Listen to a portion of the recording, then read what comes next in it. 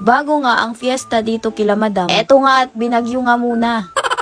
Paano ba naman kasi itong rooftop sa mansyon ni madam? Walang bubong, kaya ayan tuloy binaha. Panay kasi reklamo sa init ng panahon. Ayan tuloy bumuhos ang malakas na rain. Maganda naman kapag may rooftop yung bahay nyo. Pero ito nga ang mangyayari kapag binagyo. Pati yung solar ko hindi pinalampas sa lakas ng hangin. Partida, kinabit pa yan at winelding. Ang hirap paniwalaan pero yan talaga yung nangyari.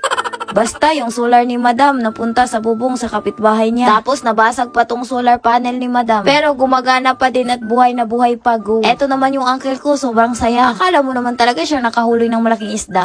Inumpisahan na nga nilang katayin yung mga baboy. Pasintabi po dyan sa mga kapatid kong Muslim. Bali, 2 baboy po yung kinatay nila. Pag sa probinsya may fiesta, kahit mga walang pera, maghahanda talaga yan.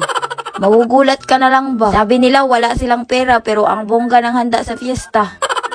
Umabot nga na isang planggana itong mga ricados natin. Kaya pinapahiwa na ng mga assistant ni madam. Hindi kasi kaya ng powers ni madam na gawin tong lahat. Kaya nag-hard siya ng madaming assistant. Nakikita nyo na nga, bising-busy na nga sila dito sa baba. May kanya-kanya talaga silang gawain ba? Pero parang si madam lang ata ang hindi tumulong dito. Madam nyo kasi nagmuni-muni pa. Mukhang napadami ata yung gastos ni madam kaya napatulala na lang. Kahapon nga, nagiwaiwa sila ng mga karne at ricado. Pagka kinaumagahan, sinimula na nga nilang magluto. Hindi muna magbida-bida si madam sa pagluluto. Baka masayang lang kasi yung pagkain pag si madam ang magluluto niyan. Sa dami nga, sa palanggana na lang nilagay. Akala nyo talaga yung palanggana ay para talaga sa mga labahin. Pwede ding lagayan ng pagkain yan. Sa totoo lang, bagong bili na palanggana yan ha. Baka sasabihin nyo, dirty yan. Siguro madaming bisita si madam. Kasi pagkadami-dami yung mga hinanda niya. Kasi nga daw kasama na sa budget yung paghingi ng bring house. Siyempre matalino yung madam nyo. Sobrang advance mag-isip. Lalo na dahil fiesta yan, hindi na mapipigilan yung pagdadala nila ng cellophane. Kaya dapat isasama sa budget yung pag-bring house. Pagkatapos nga lutuin yung putahing ulam, sinunod na nga itong lutuin itong bigas. Abay, kung ulam lang yung kakainin, hindi ka talaga mabubusog. Tanghalian pa kasi yung bakbakan. Kaya umaga pa lang, bising-busy na nga itong mga angkan ko. Pinapalinis ko nga to sa may hagdanan ng mansyon. Kasi nangangamoy pa na talaga.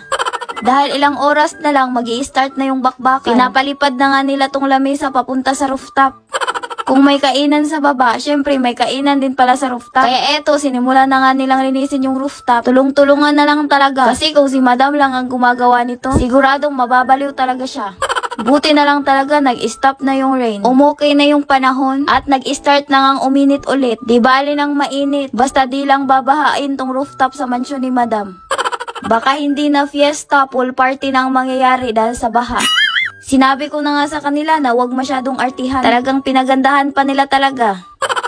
Noon kasi hindi namin afford maghanda sa fiesta. Dahil nga may sako-sako si madam kaya ayan nakapaghanda siya. Pero ngayon sako na lang talagang maiiwan. Wala nang kapera-pera. Sa susunod na araw nito magtutuyo na talaga kami ng ulam.